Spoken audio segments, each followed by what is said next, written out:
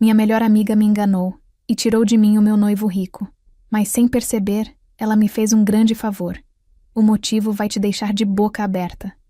Antes de continuar a nossa história, inscreva-se no canal e deixe o seu gostei neste vídeo, pois seu apoio nos ajuda muito. Vamos começar. Eu não deveria ter ido. Todos me disseram para ficar em casa, para chorar no meu quarto, para não me torturar daquele jeito. Mas eu precisava ver. Eu precisava ter certeza de que o pesadelo era real. A música começou a tocar. A marcha nupcial, aquela mesma que eu tinha escolhido meses atrás, ecoava pela igreja luxuosa. As grandes portas de madeira se abriram, e lá estava ela, Lucrécia. Minha melhor amiga, a irmã que eu escolhi para a vida. Ela usava um vestido branco deslumbrante, muito parecido com o que nós duas tínhamos visto juntas em uma revista. Ela sorria, aquele sorriso radiante que sempre iluminava qualquer lugar. Mas hoje, aquele sorriso parecia uma faca afiada cravada no meu peito. No altar, esperando por ela, estava Caio. O meu Caio. O homem que até pouco tempo atrás jurava que eu era a mulher da sua vida. Ele estava lindo naquele terno caro, com a postura elegante de sempre. Quando seus olhos encontraram os de Lucrécia, vi aquele brilho. O mesmo brilho que um dia foi só meu.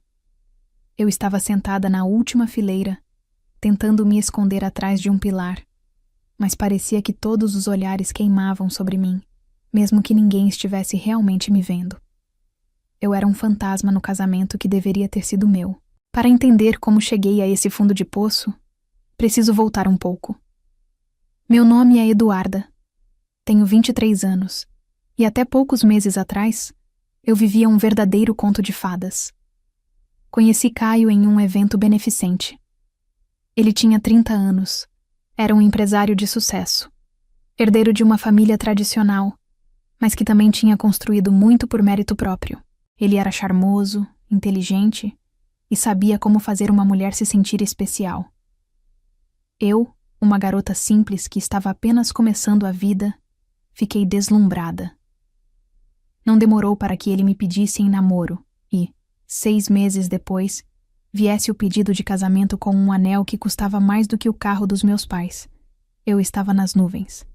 Caio me cobria de presentes, me levava para viagens incríveis e me apresentava para a alta sociedade. Eu me sentia a Cinderela. E, claro, eu queria compartilhar toda essa felicidade com a minha melhor amiga, Lucrécia. Lucrécia era 3 anos mais nova que eu. Tinha apenas 20. Nos conhecíamos desde crianças. Crescemos na mesma rua. Ela sempre foi mais ousada, mais vivida, daquelas que atraem atenção sem fazer esforço. Eu a amava incondicionalmente. Quando contei sobre Caio, ela gritou de alegria, pulou comigo na cama, celebrou como se a vitória fosse dela. Edu, você tirou a sorte grande, ela dizia, com os olhos brilhando. Eu quero conhecer esse príncipe encantado logo. Eu, na minha ingenuidade, não via a hora de apresentar os 2 amores da minha vida. Marquei um jantar no apartamento luxuoso de Caio. Eu queria que eles se dessem bem, queria que Lucrécia fosse minha madrinha, queria que fôssemos uma grande família feliz. Na noite do jantar, Lucrécia chegou deslumbrante. Ela usava um vestido vermelho um pouco mais curto do que o habitual para um jantar simples, mas ela era jovem e linda, tudo ficava bem nela. Caio foi um cavalheiro, como sempre. Beijou a mão dela, serviu o vinho, fez elogios educados. No começo, eu estava radiante vendo os 2 conversarem.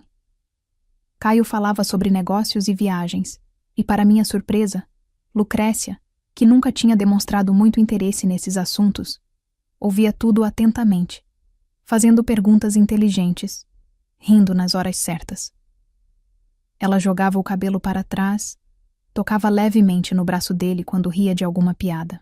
Eu deveria ter percebido ali. Havia uma energia diferente no ar, uma eletricidade que não me incluía. Em vários momentos daquela noite, eu me peguei apenas observando os 2 conversarem, como se eu fosse uma espectadora do meu próprio jantar. Quando eu tentava entrar no assunto, Eles me olhavam por um segundo, concordavam com a cabeça e voltavam a falar entre si. Nossa, Eduarda, sua amiga é fascinante. Caio me disse naquela noite, depois que Lucrécia foi embora. Ela é, não é? Eu sabia que vocês iam se dar bem. Respondi orgulhosa, sem perceber a armadilha que eu mesma tinha montado. Nas semanas seguintes, os encontros a três se tornaram frequentes. Lucrécia estava sempre conosco. Se íamos ao cinema, ela ia junto. Se íamos jantar fora, Caio sugeria chamá-la. Para ela não ficar sozinha, ele dizia. E eu, boba, concordava, feliz por incluir minha amiga. Meus outros amigos começaram a estranhar. Edu, não é normal levar a melhor amiga para todo lugar com um noivo, dizia minha prima. Abre o olho, essa menina olha diferente para ele, alertou uma colega de trabalho. Eu ficava furiosa. Defendia Lucrécia com unhas e dentes.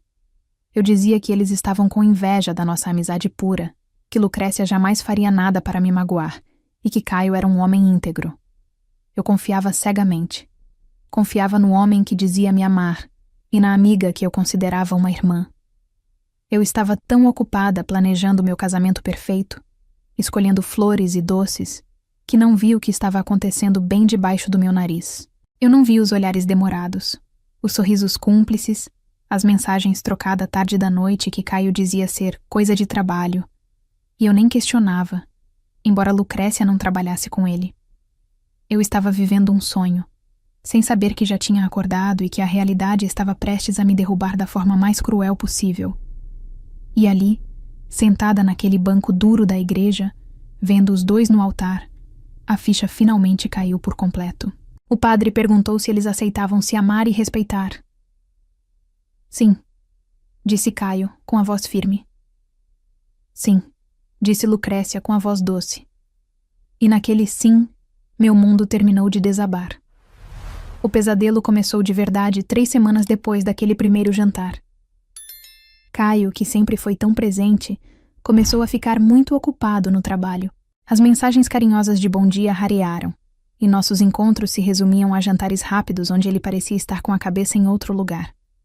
Eu tentava conversar, perguntava o que estava acontecendo, mas ele sempre desconversava. Dizia que era estresse da empresa. E Lucrécia? Minha melhor amiga também sumiu. Sempre que eu ligava para desabafar sobre a frieza de Caio, ela tinha uma desculpa. Estava estudando para uma prova, ajudando a mãe, com dor de cabeça.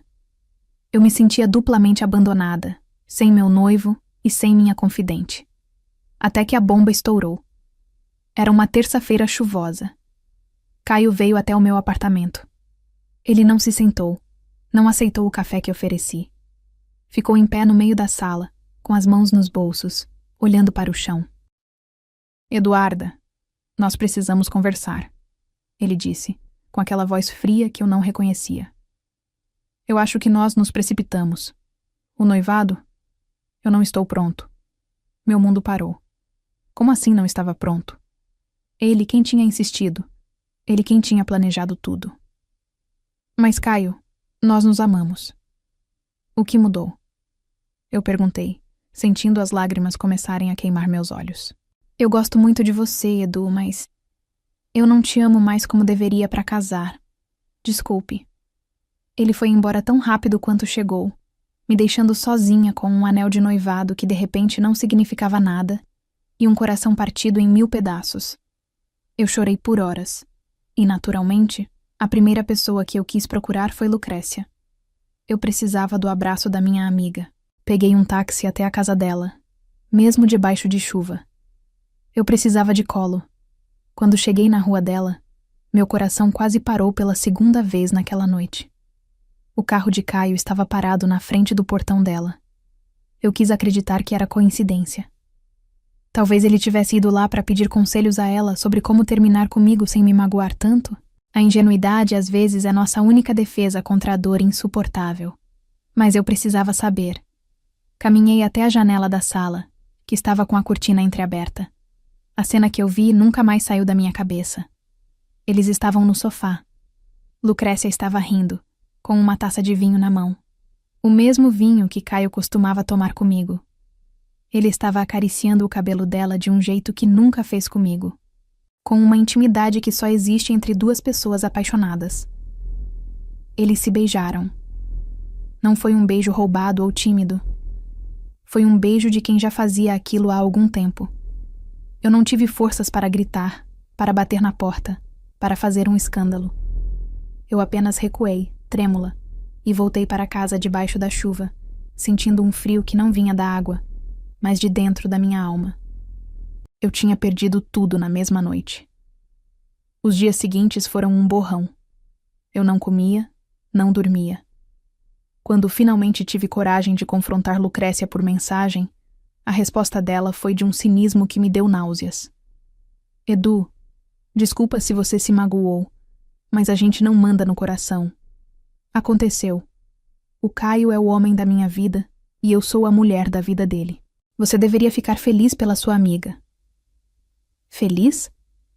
Ela queria que eu ficasse feliz por ela ter roubado meu futuro? O que se seguiu foram 6 meses de tortura pública. Eles não tiveram a decência de esperar, de serem discretos em respeito à minha dor. Pelo contrário. Assumiram o namoro na semana seguinte ao nosso término oficial. As redes sociais deles eram um bombardeio de fotos de viagens, jantares românticos, declarações de amor exageradas. Parecia que eles precisavam provar para o mundo, e talvez para eles mesmos, que aquela traição valia a pena. Meus amigos, aqueles que tinham me alertado, ficaram do meu lado. Eles me deram apoio, me ajudaram a levantar da cama nos dias mais difíceis. Mas a cidade era pequena para a nossa roda social, e as notícias sempre chegavam. 3 meses depois, veio o anúncio. Eles iam se casar. Um amor avassalador que não pode esperar. Foi como Lucrécia escreveu na legenda da foto do anel de noivado. Um anel ainda maior que o meu. Caio, que comigo queria um noivado longo para preparar tudo com calma, agora tinha pressa. Eu me perguntava o que eu tinha feito de errado. Será que eu não era bonita o suficiente? Interessante o suficiente? Por que ele a amava com tanta urgência, enquanto comigo tudo parecia morno em comparação? Essas dúvidas destruíam minha autoestima. E então, chegou o convite. Sim, eles tiveram a coragem de me convidar. Disseram que, apesar de tudo, eu ainda era importante para a história deles. Eu sabia que era mentira. Lucrécia queria que eu fosse para ver sua vitória de perto. Ela queria esfregar na minha cara que tinha ficado com o prêmio. Foi por isso que eu fui àquele casamento. Não para celebrar, mas para encerrar um ciclo. Eu precisava ver com meus próprios olhos que aquele homem não era o príncipe que eu idealizei e que aquela garota não era a amiga que eu amava. Eu precisava matar a esperança que ainda, estupidamente, vivia em mim. Quando os vi saindo da igreja, sob chuva de arroz e aplausos, eu senti uma estranha calmaria. Doía, claro que doía. Mas ali, vendo a pressa deles, a necessidade de mostrar tanta felicidade, eu comecei a perceber algo. Havia um desespero naquela paixão toda. Era tudo muito rápido, muito intenso, muito frágil. Eu fui para casa, bloqueei os dois em todas as redes sociais e decidi que era hora de juntar meus caquinhos. Eu não sabia ainda. Mas o tempo, esse senhor tão sábio, já estava começando a cobrar a conta daquela felicidade construída sobre a minha lágrima. Dizem que o tempo coloca tudo em seu devido lugar. No começo, eu achava que essa era apenas uma frase feita que as pessoas usavam para consolar quem tinha o coração partido. Mas conforme os meses foram passando, comecei a entender o real significado dela. Depois daquele casamento, eu me forcei a seguir em frente. Mudei o visual, foquei no meu trabalho e comecei a fazer aulas de dança, algo que Caio sempre disse que era perda de tempo. Aos poucos, o sorriso voltou ao meu rosto. Não aquele sorriso forçado para fotos, mas um sorriso genuíno, de quem estava redescobrindo a própria liberdade. Eu ainda pensava neles, claro. A ferida estava fechada, mas a cicatriz ainda coçava de vez em quando. Cerca de 1 ano depois do casamento do século, as primeiras rachaduras no conto de fadas de Lucrécia e Caio começaram a aparecer. E não foram pequenos boatos, foram estrondos. A cidade onde vivemos adora uma fofoca, e a vida dos recém-casados perfeitos era o assunto favorito. Primeiro, vieram os sussurros sobre as brigas públicas. Disseram que em um restaurante caro, Caio teria levantado a voz para Lucrécia porque ela estava rindo alto demais com o garçom. Parece pouco, mas para quem conhecia a pose de Lorde de Caio, aquilo era um sinal vermelho imenso. Depois, uma amiga em comum, a Marina, que sempre foi mais neutra, me procurou. Ela parecia hesitante, mas disse que precisava me contar o que estava vendo, porque sentia que eu ainda me culpava pelo término. Edu, você não tem ideia do que está acontecendo naquela mansão, ela me disse enquanto tomávamos um café. O Caio, ele virou outra pessoa. Ou talvez ele sempre tenha sido assim e a gente não via. Marina me contou que Caio tinha se tornado obsessivamente ciumento. Ele controlava cada passo de Lucrécia. As roupas que ela usava, os lugares que frequentava, até as amigas com quem ela falava. Ele instalou rastreadores no carro dela e vivia ligando de vídeo para saber onde ela realmente estava. Aquilo me deu um choque. Lembrei de algumas vezes em que Caio sugeria que eu trocasse de roupa porque estava muito chamativa, ou quando ele ficava emburrado se eu saía com minhas amigas sem ele. Na época, eu achava que era cuidado, que ele me protegia. Agora, vendo de fora, eu percebia que eram os primeiros sinais de um comportamento controlador que, com Lucrécia, tinha explodido. Mas a reviravolta maior ainda estava por vir. Lucrécia não era como eu. Eu era calma, buscava a paz. Lucrécia era fogo, era impulsiva e, acima de tudo, não gostava de ser contrariada. Ela não aceitou aquela gaiola de ouro que Caio construiu para ela. O feitiço virou contra o feiticeiro. Caio, que tinha traído minha confiança para ficar com ela, agora vivia atormentado pela possibilidade de ser traído. E ele tinha razão para se preocupar. Não demorou para que os boatos mudassem de brigas para traições. Lucrécia, sentindo-se sufocada e entediada com a vida de esposa troféu, que não podia fazer nada, voltou aos velhos hábitos. Começaram a surgir histórias de que ela era vista em cidades vizinhas, em festas onde Caio não estava, sempre muito bem acompanhada. A ironia era cortante. O relacionamento que começou com uma traição estava afundando em um mar de desconfiança e novas traições. Caio estava provando do próprio veneno. Ele tinha escolhido a mulher mais cobiçada, a mais vibrante, e agora estava desesperado tentando apagá-la para que ninguém mais a visse. E Lucrécia, que tanto queria o homem rico e a vida mansa, descobriu que o preço de tudo aquilo era sua liberdade. Eu soube de um episódio específico que me deixou de queixo caído. Foi no aniversário de casamento deles de 1 ano. Eles deram uma festa luxuosa, claro, para manter as aparências. Mas, segundo o que me contaram, o clima era fúnebre. No meio da festa, Lucrécia teria sumido por quase 1 hora. Caio ficou transtornado, procurando por ela em todos os cantos, visivelmente alterado.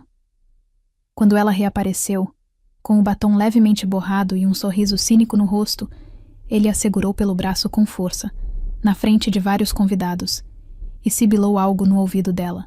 Ela apenas riu e se soltou, voltando para a pista de dança como se nada tivesse acontecido. Eles estavam presos um ao outro. Ele, orgulhoso demais para admitir que errou na escolha e desfazer o casamento tão rápido. Ela, apegada demais ao luxo e ao status de Senhora Caio para pedir o divórcio, mas infeliz demais para ser fiel. Ouvir tudo aquilo não me trouxe alegria, não exatamente. Não sou do tipo que solta fogos com a desgraça alheia, mas mentiria se dissesse que não senti um alívio profundo. Uma sensação de ter desviado de uma bala perdida.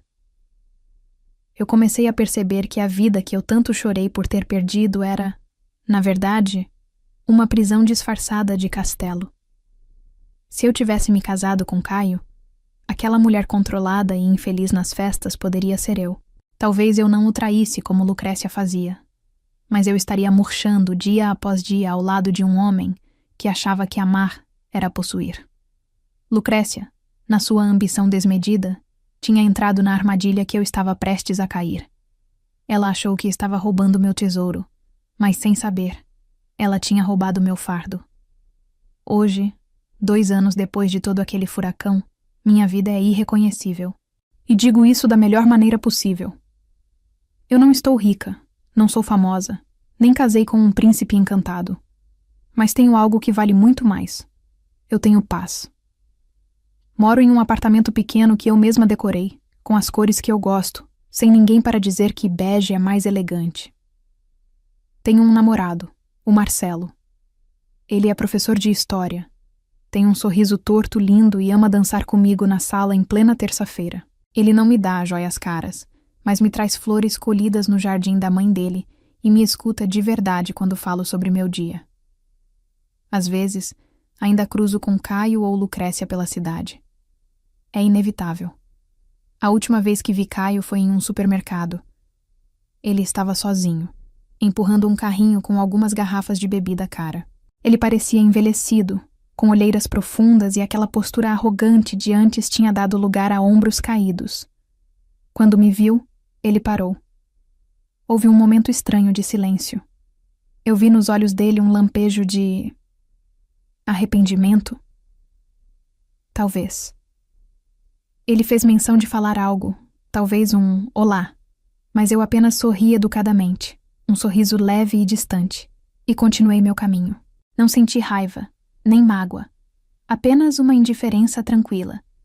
Ele era um estranho familiar, alguém que fez parte de um capítulo ruim que eu já tinha terminado de ler.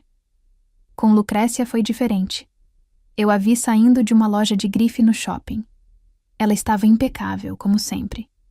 Cabelo perfeito, roupas da última coleção, bolsa de marca. Mas quando nossos olhares se cruzaram por um segundo através da vitrine, eu vi. Vi a tristeza profunda escondida atrás de camadas de maquiagem cara. Vi o vazio de quem tem tudo o que o dinheiro pode comprar, mas nada do que realmente importa. Ela desviou o olhar rapidamente, fingindo que estava ocupada com o celular. Eu senti pena. Verdadeiramente. Ela tinha sacrificado nossa amizade, sua própria paz, por uma ilusão de felicidade que agora a mantinha refém. Fiquei sabendo, pelos mesmos canais de fofoca de sempre, que eles continuam juntos. Vivem em uma guerra fria dentro daquela mansão enorme. Ele continua tentando controlá-la. Ela continua encontrando maneiras de escapar e humilhá-lo sutilmente. Eles se tornaram cúmplices na própria infelicidade, presos pelas aparências e pelo orgulho. Nenhum dos dois quer dar o braço a torcer e admitir que o grande amor foi um erro colossal. Quanto a mim, eu aprendi a lição mais valiosa de todas. Às vezes, o que parece ser o fim do mundo é, na verdade, um livramento. Se Lucrécia não tivesse roubado meu lugar, eu estaria lá agora. Eu seria a mulher controlada, triste, talvez até traída, porque quem trai para ficar com você, um dia trai você também. Ela achou que estava me dando um golpe fatal, mas na verdade, ela se jogou na frente da bala por mim. Ela levou o homem problemático, a relação tóxica, a vida de aparências vazias, e me deixou livre. Livre para encontrar alguém que me ame de verdade. Livre para ser eu mesma. Livre para ser genuinamente feliz. Por isso, quando me perguntam se eu ainda tenho raiva dela, eu respondo com sinceridade. Não, eu não desejo mal a eles. Eles já têm um ao outro, e acreditem, isso é castigo suficiente. A vingança não precisou vir das minhas mãos. A própria vida se encarregou de dar a cada um exatamente o que plantou. E hoje, quando olho para trás, para aquela Eduarda chorando no banco da igreja, eu sinto vontade de abraçá-la e dizer: calma, menina, o melhor ainda está por vir. E acredite, você vai agradecer por não ter subido naquele altar. Então, para minha ex-melhor amiga e meu ex-noivo, eu só posso dizer uma coisa, do fundo do meu coração curado: felicidades ao casal. Vocês se merecem.